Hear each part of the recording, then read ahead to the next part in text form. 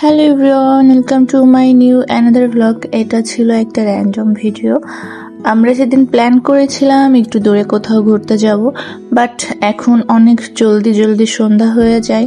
That's why আর সেদিন যাওয়া হয়নি। সন্ধ্যার আগ মুহূর্তে একটু বেরিয়েছিলাম। কোথায় যাব সেরকম কোনো প্ল্যান নাই। বের হওয়ার সাথে সাথেই কিছুক্ষণের ভিতরেই মাগরিবের আজান দিয়ে দিয়েছিল।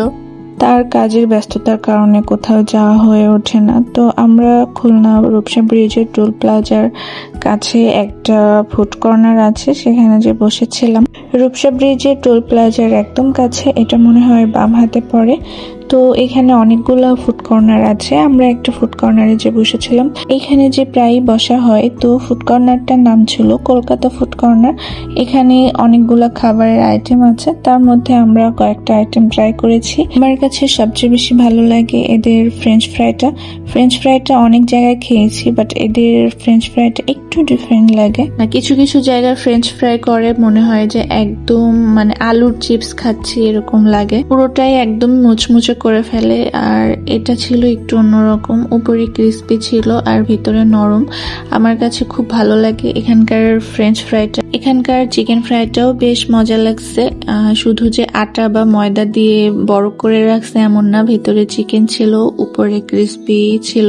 আমরা দুজনের জন্য দুইটা চিকেন ফ্রাই অর্ডার করেছিলাম। আর এখানে ডাবও পাওয়া যায়, আর এত বড় ছিল ডাবটা, দুজনের একটা ডাবের পানি খেয়ে শেষ করতে পারছিলাম না।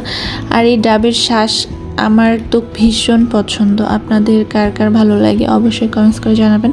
আর এই ফুড কর্নারটায় অনেক আইটেম পাওয়া যায়, ফুচকা, চটপটি, ঝালমুড়ি থেকে শুরু করে অনেক ফাস্টফুড আইটেম পাওয়া যায়। তো বড় ডাব কিনতে গেলে আমরা মিনিমাম 120 থেকে 150 টাকা তো লাগতোই, কিন্তু মাত্র 100 টাকা ছিল এই ডাবটার প্রাইস। আর যেমন মিষ্টি ছিল পানি, ততটাই মজা ছিল শ্বাসগুলা। তো আমরা খাওয়া দাওয়া শেষ করে বেরিয়ে পড়েছিলাম। আর এটা ছিল রূপসা ব্রিজটা কিন্তু রাতের ভিউটা অনেক সুন্দর। বেশ অনেকদিন পরে একটা ব্লগ ভিডিও করা হলো, এখন খুব একটা ভিডিও করা হয় না।